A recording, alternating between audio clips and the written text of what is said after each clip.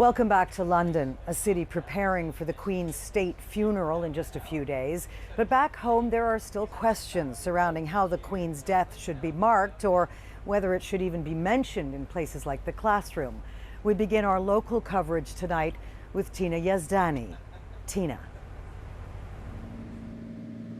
Lisa, in Ontario, at least one school board advised teachers to avoid any memorials or tributes to the late monarch, with the goal of keeping schools neutral environments. But the Ford government is pushing back, ordering school boards to honor the Queen. Tonight, we speak with students and members of the community about the heated and ongoing debate. It's kind of like a difficult question. Obviously, there's like a component of her being historically head of state, but there's also like that colonial background. A difficult question and a complicated topic. But one school board taking a stance. The day after the Queen's death, public school teachers in York Region were instructed to avoid tributes in classrooms because the subject could be triggering to some students and could remind them of personal losses they may have experienced. For many people, including the Indigenous people of Canada, this could definitely be a painful event. In a statement, the board tells CityNews in part, our focus is always to ensure children are supported while in our classrooms.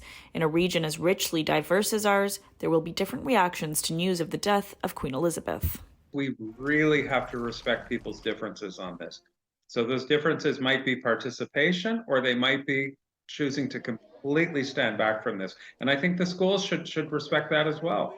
The Ford government has since pushed back on the directive in York Region, ordering school boards to participate in a moment of silence on the day of Queen Elizabeth's funeral, and encouraging the entire education sector to hold discussions and memorials to celebrate her life. In a statement, Minister Lecce writes in part, we have made clear our direction that all schools are to recognize the profound impact of Queen Elizabeth's lifelong and unwavering devotion to public service. I have directed this board to implement the province's expectation, honor the Queen on the date of her funeral, and enrich students with a strong understanding of the values and enduring legacy of Canada's constitutional democracy. I think this should be a day for her because of how important she was in history and how important she was as a person. A moment of silence is acceptable, but I'm not for the monarchy. It has outlived its usefulness. The thing is, we do celebrate a lot of the monarchy, like we have Queen Victoria Day and things of that nature, so it's kind of within culturally what we think of modern Canada. Experts say there is no one-size-fits-all option. An element of choice is the only way forward. If you simply say we're not doing it, you really cut off the options for the students that really feel that this is an obligation and something that they really freely choose to do and want to do.